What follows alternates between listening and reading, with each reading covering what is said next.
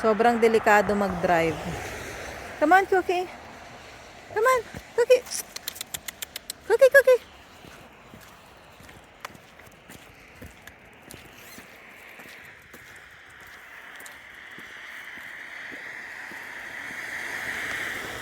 Ito, hindi ko to alam. Hindi ko siya na, itong puno na to na parang may malalaking beans. Hindi ko pa nare-research kung ano yan. Ayan, tingnan niyo po yung daanan.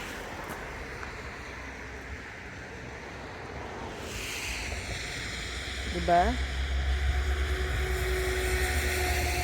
Talagang super foggy. Si Cookie wala siyang pakialam sa fog.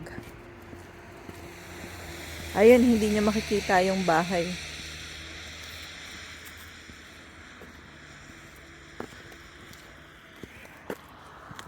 Nakakatakot maglakad ganito. Parang may alien na lalabas. Kung walang fog, hanggang pinakadulo nito, hanggang dun sa farm. Kasi ang palibot po namin, dito, ito nakikita niyong highway. Pag lumakad kayo sa dulo, at lumabas na kayo, highway na siya. Hindi siya major highway, pero connecting siya sa highway. Highway din ang tawag namin dito.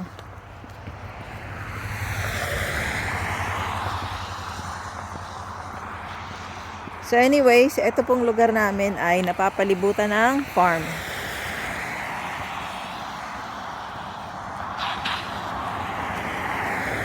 At konting kembot lang ay mapupunta ka na sa major highway 401.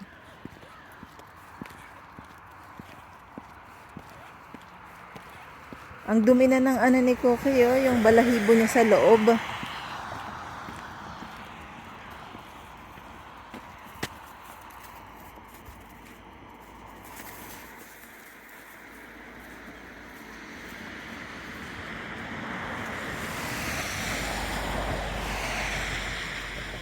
Ito pala yung pinanggalingan ko. Ayun. So, ayun ang pinanggalingan ko kanina. Hindi mo rin siya makita. Ganyan kadelikado ang kalsada ngayon. Yung kotse na nakikita nyo ay maglalaho. Naglaho na siya.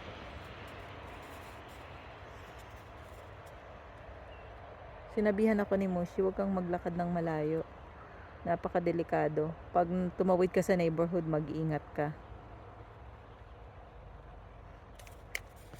Ikaki! Naririnig niyo yung uwak. Tara na, Cookie. Lakad tayo.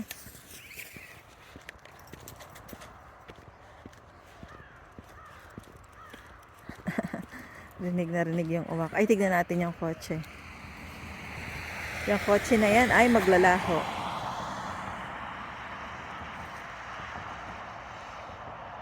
Tada! Wala na siya. Ayun, oh. Hindi rin natin napansin yung parating na kotse, diba? Maririnig mo lang yung tunog, pero hindi mo sila makikitang parating.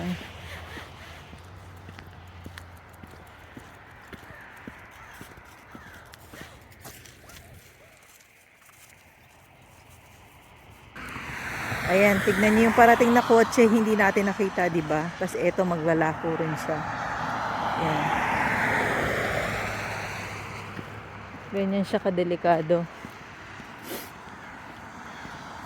Bukas, ang weather report ay may warning, yellow warning. Pag yellow warning, hanggat maaari, manahimik ka sa bahay. Pero hindi naman lahat pwedeng manahimik sa bahay, diba? Kasi papasok yung iba sa trabaho, papasok sa school, diba? Freezing rain. So, ang freezing rain ay mula hapon hanggang buong magdamag, hindi siya titigil. Ang freezing rain ay sobrang delikado dahil ang kalsada ay nagiging parang ice skating rink. Sobrang grabing dulas niya. Hindi kakagat yung brake mo.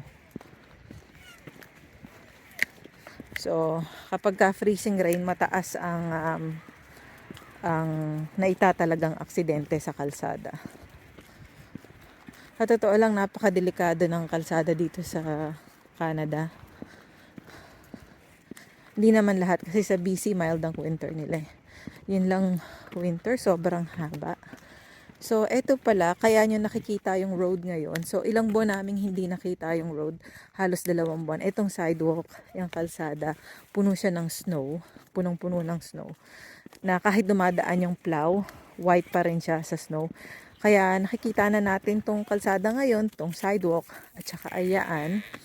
Kasi nagkaroon kami ng milder temperature sa loob ng isang linggo. Isang linggo ba? Mahigit isang linggo. So una, nag-negative 10. Tapos alam ko sa ibang bansa maano na yon, malamig na yon. Pero sa amin mild ang negative 10. Una nag-negative 10, tapos nag-negative 5. Tapos nag-negative 2. Sobrang mild ng negative 2. Para sa amin pag nakatira ka sa malamig na bansa, pag nag-negative 2, sobrang mild na nun. Pero alam ko sa ibang bansa, malamig pa rin yun. So, nag-negative 2. Tapos, mga 3 araw, nag-positive 0 degrees. Kaya, naging maaraw. Nakatulong din yung pagiging maaraw. Pero hindi siya sapat para lusawin lahat ng yelo dahil napakarami nito.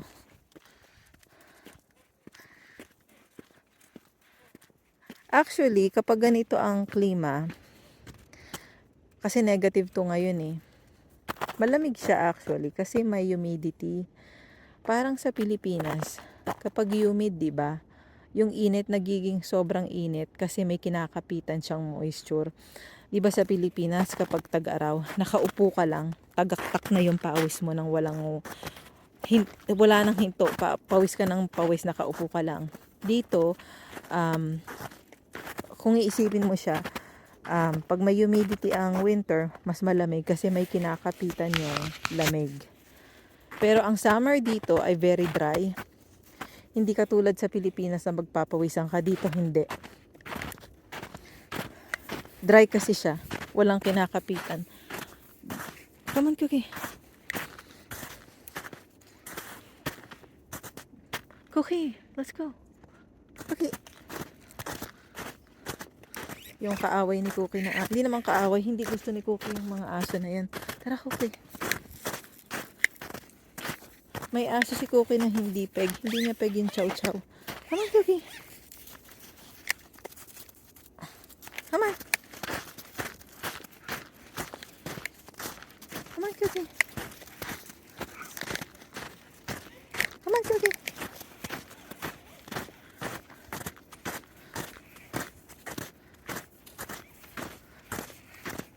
Ang daming bakas ng ng aso.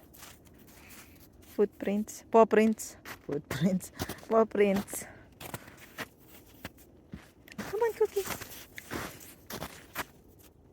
Come on.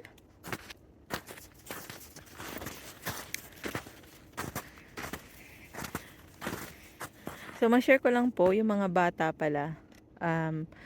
Ang natutunan nilang almusal, either oats, Quaker oats. Si Lance, paborito niya yung Dino egg oats o kaya cookies and cream oats. Si Lincoln, ang paborito niyang oats, apples and cinnamon. Yun, Quaker oats o cereal. Yun ang natutunan nilang breakfast. Hindi sila kumakain ng kanin sa umaga. Ako naman, hindi ako sanay mag-almusal sa umaga.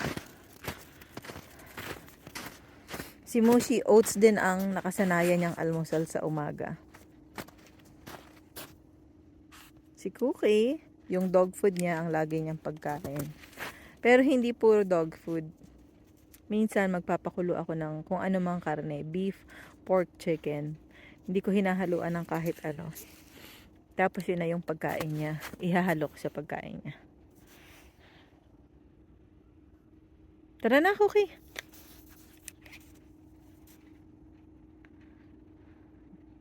Nalibang nga si Cookie sa pag-amoy-amoy. Ay, papakita ko pala sa inyo. Ayan, eto ang bunga ng milder climate. Kung nakikita nyo po, ay iba yung kulay ng dulo. Para siyang pula. Hindi ko alam kung nakaka-capture siya. Yan, para siyang pula. Kasi nagbabad na siya. Nakatikim kasi siya ng milder weather. Natural lang to sa puno. Kapag ka nakakatikim ng milder weather, nagbabad siya. Tara na, okay. Siguro kung malaya to, buong maghapon nasa labas. Ay, si Cookie pala nakakalabas na siya sa backyard. Kasi matagal tong hindi nakalabas sa backyard. Hindi siya mabuksan kasi yung snow tatapon sa loob ng bahay sa sobrang taas ng snow sa backyard. Ngayon masaya na siya. Maya-maya, lagi niyang kinakamot yung pintuan sa backyard. Lagi siyang lumalabas. Ito palang snow na to ay may moisture kaya madali kang gumawa ng snowman. Hindi lahat ng snow ay kayang gumawa ng snowman. Yung fluffy snow walang moisture, hindi yun magdidikit. Ito may moisture siya, magdidikit siya. At ayan ang dadaanan ko. Tignan nyo po. Hindi mo makikita yung kalsada.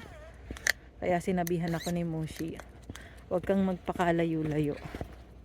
Ayan, wait lang po. Pakita ko sa inyo. Ayan ang kalsada. Sobrang foggy.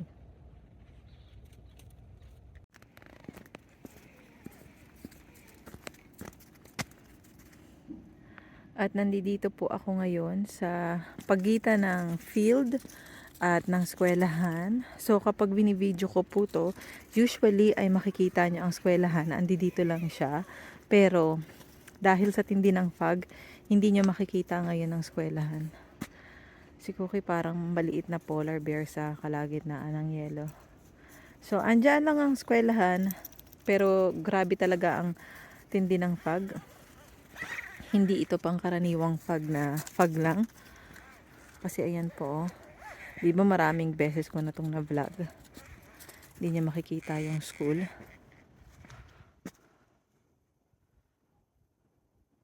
Nakwento ko na ba na si Lance at si Lincoln pala ay naiwan ng school bus? Naiwan sila ng school bus. Ang school bus lagi na lang late. Half an hour late ganon. Pero this time, ang school bus ay on time. Kasi hinahanap ni Lance yung ginanchilo niya na Pikmin. Tapos yun. Ilang minuto lang na late sila. Kung kailan ang mga bata, lagi silang on time na naghihintay sa bus. Kung kailan naman sila, na late lang ng ilang minuto lang, saka naman dumating yung bus. So kapag naiwan ka ng bus, magdadrive ka mag-isa mo o maglalakad ka mag-isa mo sa school, hindi ka hihintayin ng bus. So, ang saya-saya naman ni Cookie. Na-enjoy niya tong foggy day na to.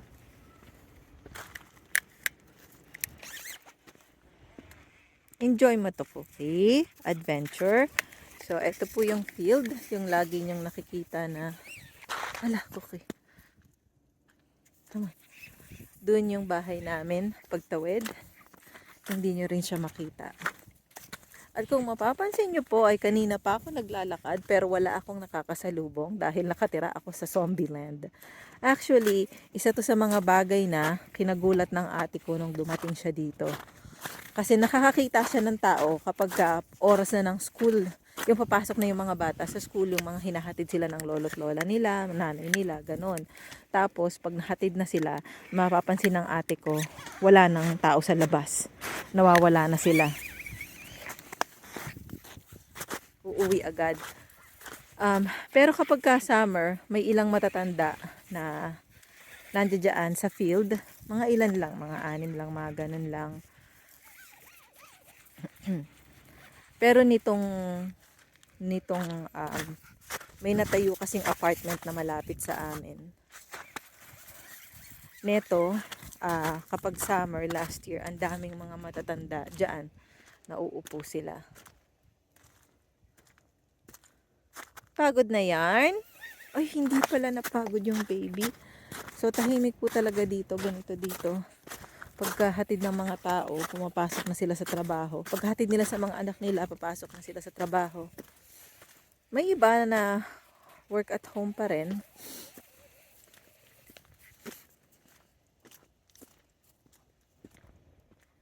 Tara na, Cookie. Cookie. Ayan yung dinaanan namin ni Cookie. Ito yung school.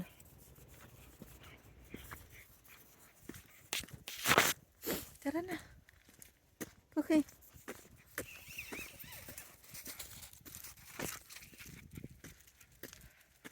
Last year nga pala, ang dami naming camping nung summer. Hindi ko na-upload yung mga camping nung June, July, August. Hindi ko sila na-upload. Kaya ang naisip ko this year, i-upload ko sila. Kasi alam niyo ba, isa sa mga kagandahan ng pagbablog. So, na-upload ko yung camping namin last year, no, nung spring. Na-upload ko siya. Tapos nakita ko, yung mga bata, hindi pa sila ganun katangkad.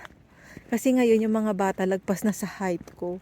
Tapos napansin ko, nung first time kong nag-vlog, puntahan niyo po yung, nagpunta kami sa Walmart. Ang bibilin lang Vicks Vaporub, pero maraming nasabit.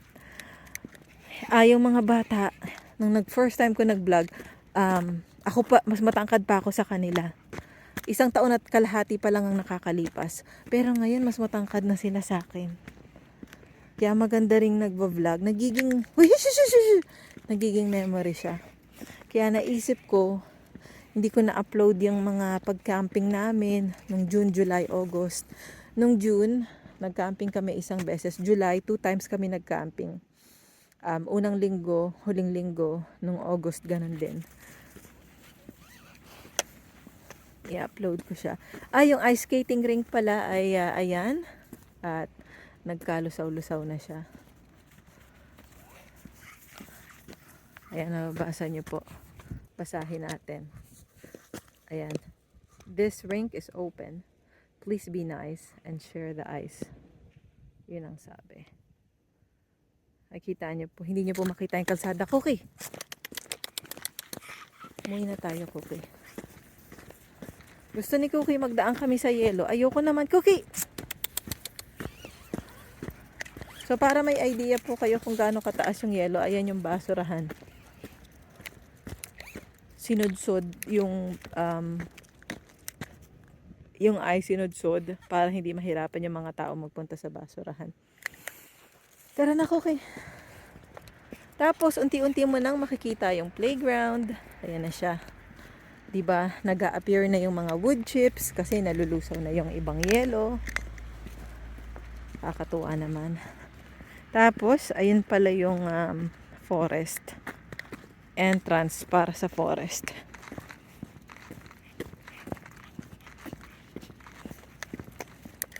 Tara na, Cookie. At pag-uwi ay lilinisin na tong si Cookie. Ngayong Sabado ay salon ni Cookie. Once a month nagpapasalon si Cookie. Tara na, Cookie. Last year, ako talaga yung nagsasalon kay Cookie. Pero, nung dinala namin siya sa salon, parang hindi na siya sanay sa tawag dito. Hindi na siya nasanay sa ibang tao na hahawak sa kanya. Kaya, napag-desisyon na namin, nag-advise rin yung nagsasalon na idala siya once a month. Yung 1 buwan ay magiging ano siya, full body. Yung susunod na buwan naman, touch up. So, full body, lahat-lahat, papaliguan siya, iboblower siya, gugupitan siya, titrim yung nails, lahat-lahat. Yung touch up, kung ang gusto mo, nails lang, yun, mura-mura yun. Kung nails lang, papagupitan mo lang siya ng kuko. O yung touch up talaga na kuko, tapos at gugupitin ititrim yung paws, yung buhok sa paws, tapos yung muka, ititrim yung balahibo sa muka, at saka sa balahibo sa puwet ni Cookie. Kasi malinis sa aso kapag walang balahibo ang puwet, walang kinakapitan. So makikita po natin. Nakikita nyo ba yung snow sa may bandang dulo? Pag tatawid kami, nahihirapan lahat tumawid kasi ang taas ng snow. Hindi mo makikita yung parating na sasakyan. Ang dumi na ng mga snow.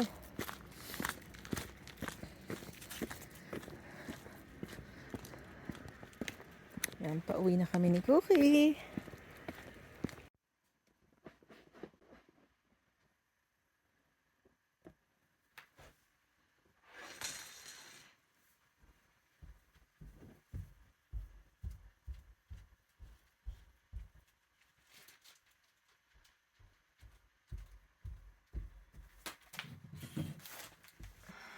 At dahil nakita nyo po na kanina ay dahil nalulusaw na ang mga yelo, nakita nyo na maputik-putik ang nilakaran namin ni Cookie.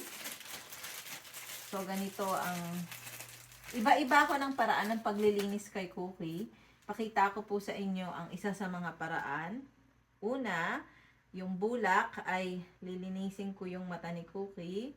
Kukuhanin ko yung mga dumi. Kung may mancha yung tabi ng mata niya, gugupitin ko siya. Gugupitin ko yung balahibo. Yan, ayan, malinis na.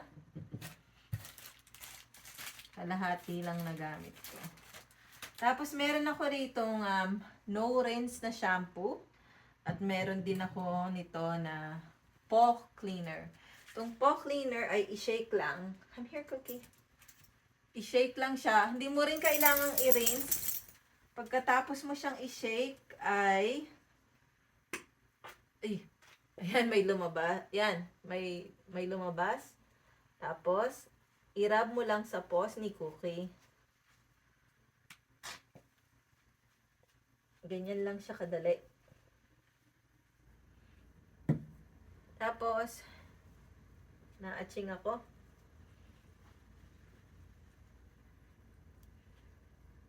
Kung sobrang grabing maputik talaga at madumi, ang gagawin ko ay ilalagay ko sa bathtub si Cookie.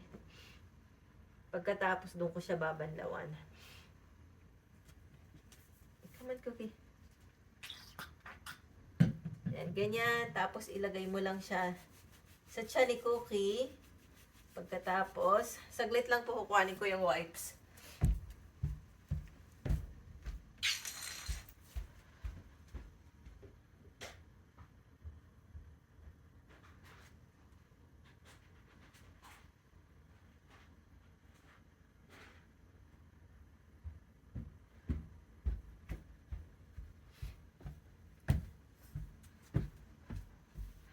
At eto, come here, Cookie. Kalimutan ko yung wipes. Eto na yung wipes. So, nalagyan ko na siya ng sabon. At makukuha mo lahat ng dumi ng mabilis. So, ganyan lang po siya. Ulitin ko. Etong no rinse na shampoo, hindi mo na siya kailangang i-rinse. Okay, come here, Cookie. Ilagay mo lang siya sa parting gusto mong linisin. So, maganda to. Halimbawa, nagbiyahe kayo, no? Ay, sorry, Cookie. Sorry. Nagbiyahe kayo. Pagkatapos, wala kayong way para... Kasi di ba pag nagbabiyahe tayo, humihinto-hinto tayo para sa mga pets natin para makapag-CR sila. Tapos, nadumihan sila. Wala kayong way para linisin sila. Okay tong paw cleaner. At saka, no rinse na shampoo. Instant linis.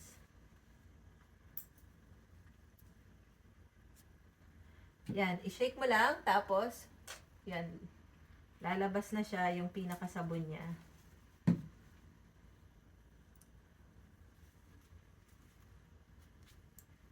At doon naman tayo sa dulong paa ni Cookie.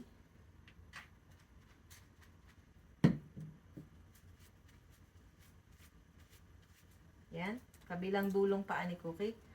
Okay, pakita mo sa kanila. Yan, tapos, i-ganyan lang. Tapos, wipe. Okay.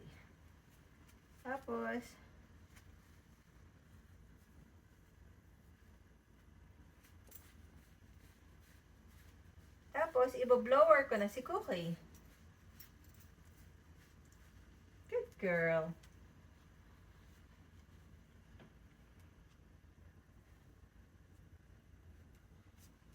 Yun. Maganda talaga tong paw cleaner tsaka no rinse shampoo lalo na kung nasa biyahe ka. At tsaka si Cookie ay hindi pinapaliguan araw-araw. Magkakaroon siya ng kati-kati sa balat. Sinabihan na rin ako ng vet nung baby pa si Cookie, wag papaliguan si Cookie araw-araw. Lalo na pag winter. Pag dumumi lang siya. Pag summer, maraming beses siya nakakaligo. Lalo na pag nagka-camping kami kasi nababasa siya, gusto niya Siguro gusto niya ring mag-swimming.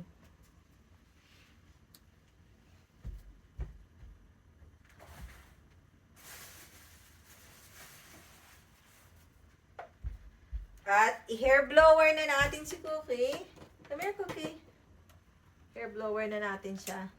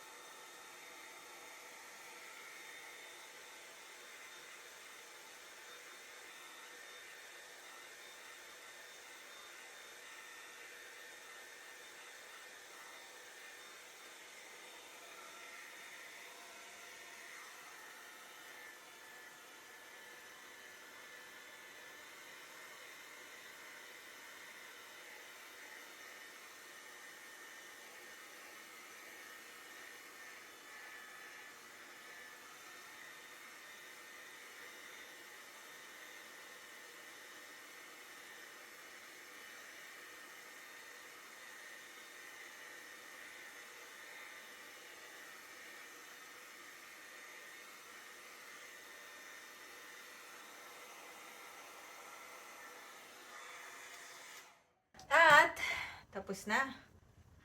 Ayan na, malinis na si Cookie. Yay!